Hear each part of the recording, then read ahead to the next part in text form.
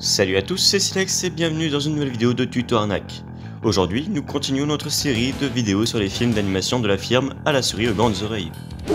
Pinocchio, deuxième long métrage d'animation et classique d'animation des studios Disney, sorti en 1940 et inspiré du conte de Carlo Collodi, Les aventures de Pinocchio de 1881. Avec ce nouveau long métrage d'animation, Disney espérait renouveler le succès de Blanche-Neige et les 7 Nains sorti en 1937, mais la Seconde Guerre mondiale ne permit pas d'atteindre le résultat escompté. De plus, Walt Disney était à la même époque sur un projet plus ambitieux, Fantasia, qui sortira en 1940.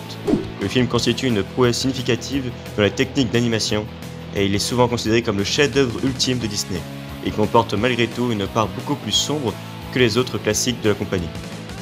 La production ayant commencé avant même la sortie de Blanche-Neige et les 7 Nains sur les écrans, la réalisation de ce second long métrage de Walt Disney surpasse totalement son aîné et enraye tous les défauts. En France, le célèbre Pantin de bois est sorti pour la première fois le 22 mai 1946, faisant de lui le premier film animé de la compagnie diffusé après la Seconde Guerre mondiale et plus de 9 ans après Blanche-Neige et les 7 Nains. Le film a connu deux doublages français, l'un en 1946 et l'autre en 1975, ainsi que 5 retouches successives. Il n'existe pas de version québécoise de ce film. A noter qu'à l'origine, le film s'intitulait La merveilleuse aventure de Pinocchio en 1946, titre qui fut abandonné dès sa ressortie en salle. Et oui, Pinocchio a été proposé plusieurs fois en salle, le 22 mai 1946, en juillet 1954, en décembre 1963, le 10 décembre 1975, ainsi que pendant les fêtes de Pâques de 83. Pinocchio peut être considéré aujourd'hui encore comme le sommet dans l'art de l'animation. Jamais aucun film n'a réussi à égaler ses soucis permanents du détail pendant plus de 40 longues années.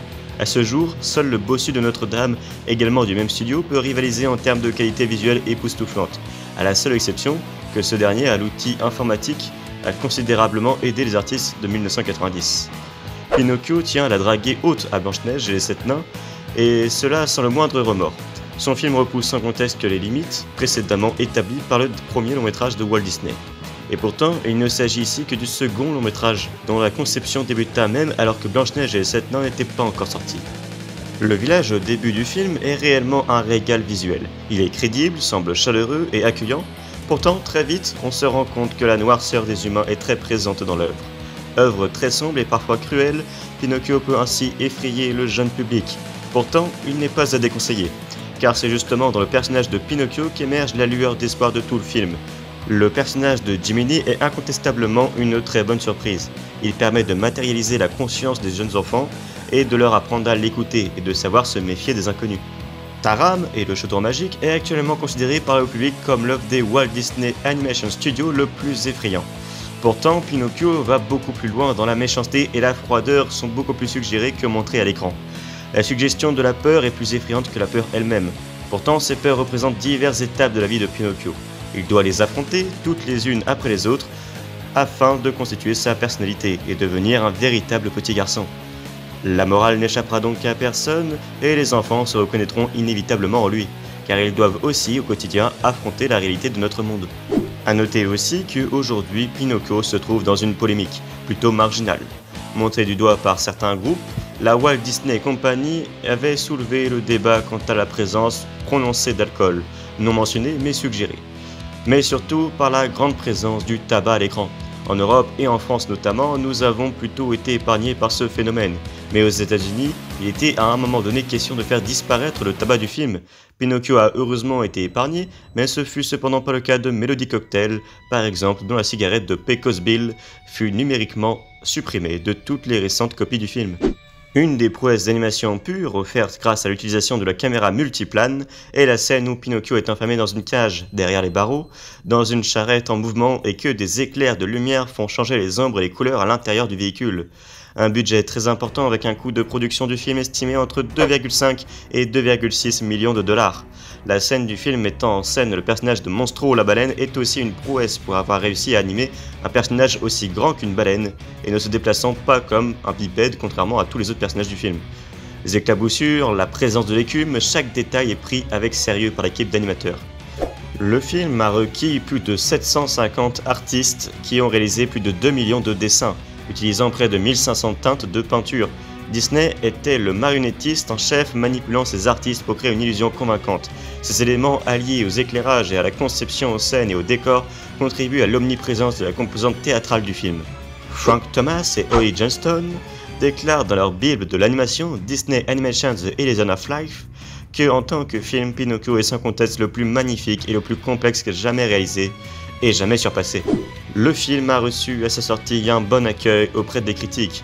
Ainsi, le New York Times le qualifie de meilleur dessin animé jamais réalisé. Mais en raison de différents aspects, le public a eu du mal à appréhender l'œuvre. En effet, beaucoup ressentent un malaise vis-à-vis de ce film, qui prend place dans des lieux renfermés, souvent la nuit, la seule lumière rayonnante provenant de la magie de la fée.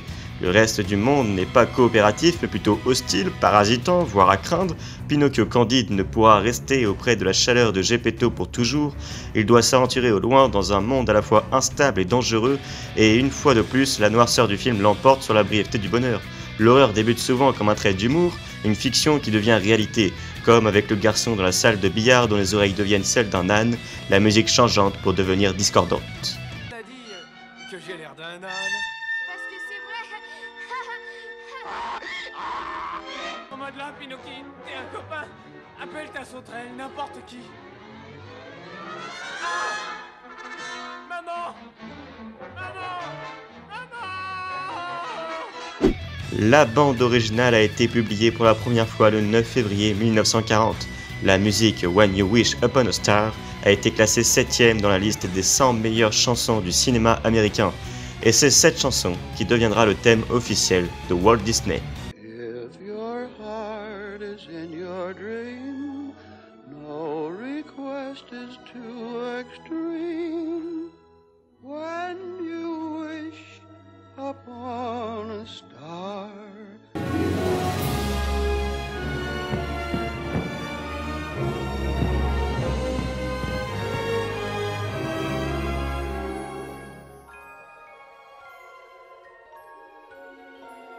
Passons maintenant à mon avis. Pour le scénario, j'ai mis une note de 3 sur 5, soit plus élevée que Blanche-Neige, il me semble, puisque le scénario est quand même plus approfondi, il y a quand même une morale un peu plus recherchée, mais en même temps, ça reste 3 petites histoires mises à la suite. C'est pas vraiment un... Enfin, c'est un film, et c'est pas non plus des courts-métrages, c'est un film qui se suit et qui a une cohérence tout du long, mais c'est un film divisé en 3 parties, 3 arcs clairement définis. L'animation, j'ai mis 4 sur 4, rien à redire. La musique 2,5 sur 4, l'impact culturel 2 sur 2, là aussi rien à redire. Et pour la vibe un peu sombre et un peu morose bien retranscrit, un petit 3,5 sur 5 me semble pas trop mal. Ce qui lui fait un total de 15 sur 20. Et du coup le place devant Blanche-Neige et 7 nains. Si cette vidéo vous a plu, alors abonnez-vous et à plus pour de prochaines vidéos.